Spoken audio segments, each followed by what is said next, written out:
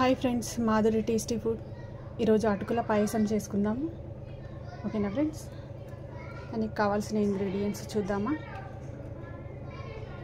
అటుకులు 1 కప్, బెల్లం, పెసరపప్పు ఒక 2 టీ స్పూన్లు, డ్రై ఫ్రూట్స్, కాజు, కిస్మిస్, పిస్తా, బాదాం, కొబ్బరి, పాలు, నెయ్యి. ఓకేనా ఫ్రెండ్స్? స్టార్ట్ చేద్దాము. స్టవ్ ఆన్ చేసుకొని 1 టేబుల్ స్పూన్ నెయ్యి వేసుకోవాలి. డ్రై ఫ్రూట్స్ని వేసుకొని వేయించుకోవాలి. డ్రై ఫ్రూట్స్ని ఇలా చిన్న మంట పైన వేయించుకోవాలి. ఇలా వేయించుకున్న డ్రై ఫ్రూట్స్ని బౌల్లోకి తీసేసుకోవాలి. ఇప్పుడు కప్పు అటుకులు వేసుకొని వేయించుకోవాలి.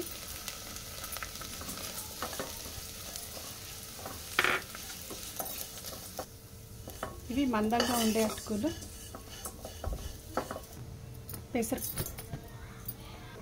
పెసరపప్పును కూడా వేసి వేయించుకోవాలి. 2 టీ స్పూన్లు పెసరపప్పు,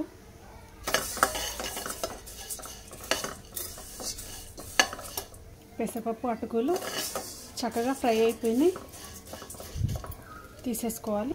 1 కప్ అటుకులకు 2 కప్పుల పాలు తీసుకోవాలి.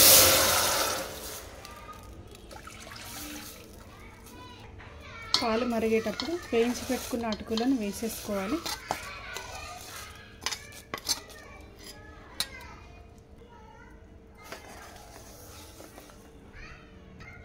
కొద్దిసేపు మూత పెట్టి ఉడికించుకోవాలి. 2 మినిట్స్ అటుకులను ఉడికించుకోవాలి.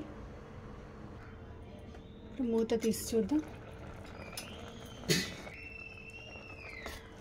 అటుకులు, పెసరపప్పు ఇలా ఉడికేంత వరకు ఉడికించుకోవాలి.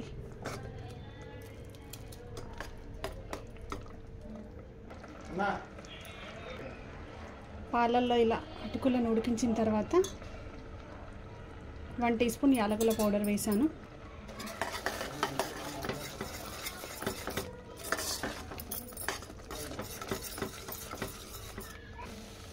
ఇప్పుడు 2 టేబుల్ స్పూన్లు కొబ్బరి పౌడర్ని వేసుకోవాలి.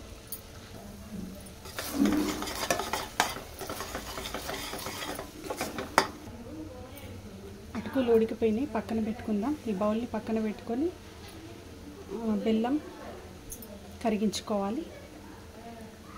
బెల్లాన్ని కరిగించుకుందాం. 1 కప్ అటుకులకి 1 కప్ బెల్లాన్ని వేసుకున్నాను. కొన్ని వాటర్ వేసుకోవాలి.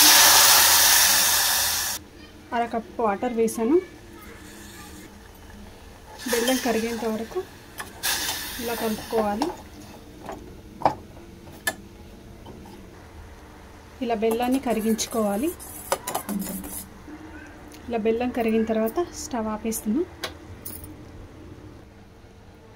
ఇలా పాలల్లో ఉడికించుకున్న అటుకులలో కొంచెం చల్లబడిన తర్వాత బెల్లం సిరప్ని కరిగించుకున్న బెల్లం వేసేసుకోవాలి.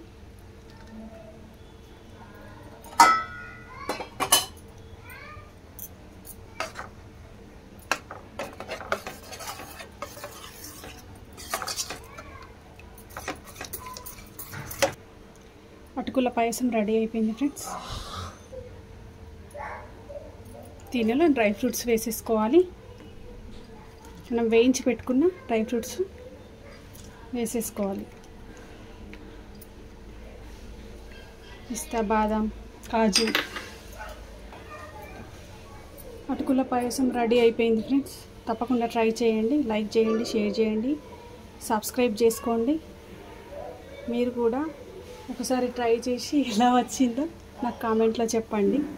ఓకేనా ఫ్రెండ్స్? బాయ్.